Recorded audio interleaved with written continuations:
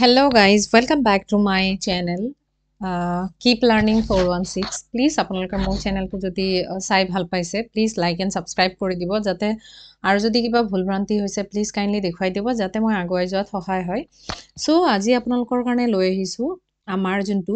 বিভি হে মানে ভেটেৰিনাৰী যোনটো আজি লাষ্ট 12/1/2024 হৈছে ইয়াৰ লাষ্ট ডেট ভেটেৰিনাৰী যোনটো ফিল্ড এছিষ্টেণ্টৰ BFA যোনটো পজিশন আহিছে আমাৰ ইয়াত পোষ্টৰ সংখ্যা আছে 367 আপোনালোকে ইয়াত দেখা পাইছে 367 নম্বৰ পোষ্ট আছে আৰু ইয়াৰ কাৰণে জেনাৰেল সেকশন আছে 14টা OBCৰ কাৰণে আছে 235টা আৰু STৰ 41টা আৰু SC আছে টোটাল 367 পোষ্ট আছে পোষ্টৰ কবলগিয়াত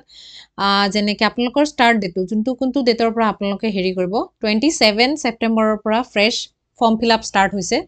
আপোনালোকে যদি হায়াৰ সেকেন্ডাৰী পাস আছে আৰু বায়োলজি থাকিব লাগিব হায়াৰ সেকেন্ডাৰী পাস হ'ব লাগিব তেতিয়াহলে আপোনালোকে এইটো ফৰ্মত ফিল আপ কৰিব পাৰে সো আপোনালোকে এইটো এটা ভাল অপৰচুনিটি হয় কাৰণ ইয়াৰ পে ব্ৰেণ্ডটো বহুত ভাল আছে 14000ৰ পৰা 39000 টকা লৈকে আছে আৰু 6200 এলাউন্সেস পে কৰি আছে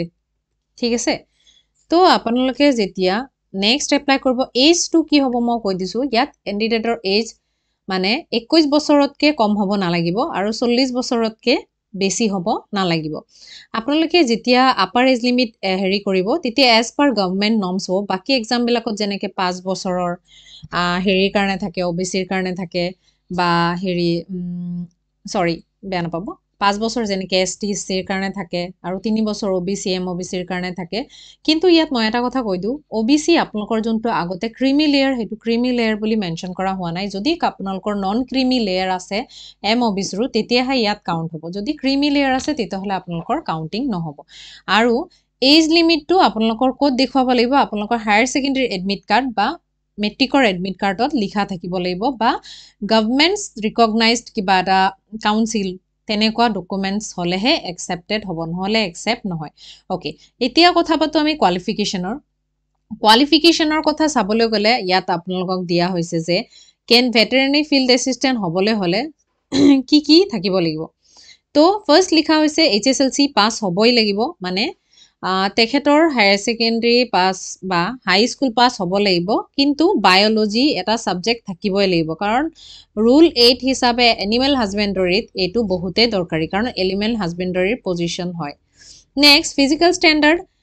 VFR কি হ'ব both mentally আৰু physically free হ'ব মানে mentally physically তেখেতৰ কোনো ধৰণৰ হেৰি থাকিব নালাগিব প্ৰসিডিউৰটো হ'ব veterinary field post shall be okay যোনটো as per selection rule veterinary selection rule হিচাপে হ'ব আৰু আপোনালোকে কি original testimonial দেখুৱাব লাগিব age proof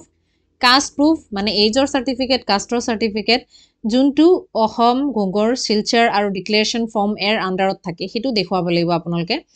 নেক্সট কেনেকৈ এপ্লাই কৰিব লাগিব আপোনালোকে আসাম গেজেটত ইয়াত দিয়া আছে কিন্তু আপোনালোকে ইহতৰ যোনটো along with আপোনাৰ self attested মানে self address envelope এখনত ইহতৰ এড্ৰেছত আপুনি সাবমিট কৰিব লাগিব ড্ৰপ বক্সত মানে আপুনি যোনটো আছে ইয়াত লিখা আছে veterinary department of Assam Chenikuthi Guwahati যোনটো চেনিকুটিত আমাৰ অফিস আছে ইহতৰ আপোনাৰ এড্ৰেছত আপুনি ড্ৰপ বক্সত দিব লাগিব বা বাই পোষ্ট আপুনি দিব পাৰে কিন্তু ৰেজিষ্টাৰ পোষ্ট হ'ব লাগিব সো নেক্সট কি দিব লাগিব লগতে আপোনালোকে এপ্লাই কৰিবলৈ হলে ইয়াত লিখা আছে এপ্লিকেন্টৰ এটা ৰিসেন্ট ফটোগ্ৰাফ হ'ব লাগিব ঠিক আছে along with application মানে এপ্লিকেশনৰ লগত দিব লাগিব নেক্সট প্ৰেক্টিস কপি সাৰ্টিফিকেট বিলাক গুটেইখিনি আপুনি দিব লাগিব ওকে ডিক্লেৰেশন মানে এটেস্টেড হ'ব লাগিব নেক্সট আপোনাৰ দিব লাগিব মানে কোনোবাই যদি ফলস ডিক্লেৰেশন দিয়ে তেতিয়াহলে কিন্তু নহব এক্সপেৰিয়েন্স সাৰ্টিফিকেট বিলাক মানে পুৰা হেৰি হ'ব লাগিব আৰু যদি কেনেবাকে আপুনি মানে সাবমিট কৰিব যাওতে হেৰি ট্যাগ প্ৰপাৰলি উইদাউট ট্যাগ বা হেৰি কৰোতে মানে কোৰিয়াৰ কৰোতে যদি লষ্ট হৈছে হিবিলাক কাৰণে ভেটেৰিনাৰী ডিপাৰ্টমেন্ট হেৰি ৰেসপন্সিবল নহয় আৰু ইনকমপ্লিট এন্ড ডিফেক্টিভ এপ্লিকেশন যদি আপুনি কিবা ইনকমপ্লিট এক্টিভেশন বা ডকুমেন্টস বিলাক প্ৰপাৰলি দিয়া নাই লাষ্ট ডেট অফ সাবমিশনৰ পোৱা নাই হেখিনিৰ কাৰণে ভেটেৰিনাৰী কিন্তু ৰেসপন্সিবল নহয় so candidate shall apply proper channel candidate বিলাকে মানে যোনটো চেনেল দিবা ডাইৰেক্ট আপুনি গৈ দিয়া বা ৰেজিষ্টাৰ যোনটো পোষ্ট অফিচ আছে সেইটো দি দিয়া যোনটোৱে ডাইৰেক্টলি দিব হেনেকুৱা কুৰিয়াৰৰ থ্ৰু দি দিব দিছে যদি সিহঁতৰ তাত আপোনাৰ এপ্লিকেশ্যন এজ লাষ্ট ডেট পোৱা নাই তেতিয়া কিন্তু নহ'ব তেতিয়া একচেপ্ট কৰা নহ'ব তো ইয়াতে লাষ্ট ডেট কি দিছে লাষ্ট ডেট 12 জানুৱাৰী 2024ৰ 5 তাৰিখ আৰু মোৰ তাত লাগে এইটো খুবেই ভাল ভেকেন্সি তো আপোনালোকে দিব পাৰে আৰু ইয়াৰ দ্বাৰা আপোনালোকে মানে নিজৰ আৰু এনেকুৱা বেলেগ বেলেগ আমি যোনটো এডভাৰটাইজমেন্ট বা চাকৰি সম্বন্ধীয় বিবৃতি মই লৈ আহিব ট্ৰাই কৰিম আৰু আপোনালোকক গাইডো কৰিম আৰু মই নেক্সট ক্লাছ ষ্টাৰ্ট কৰিম আপোনালোকৰ যোনটো হেৰি হয় টেটৰ এক্সামৰ কাৰণে মই কোনকেইটা বুক লিষ্ট ল'ব লাগে সেইখিনি মই দি দিম আপোনালোকক আজিলৈ ইমানতে প্লিজ মোৰ চেনেলটো লাইক এণ্ড ছাবস্ক্ৰাইব কৰিব আৰু যদি কিবা আপোনালোকৰ জানিব আছে মোৰ কিপ লাৰ্ণিং বুলি এটা টেলিগ্ৰাম চেনেল আছে তাতে আপোনালোকে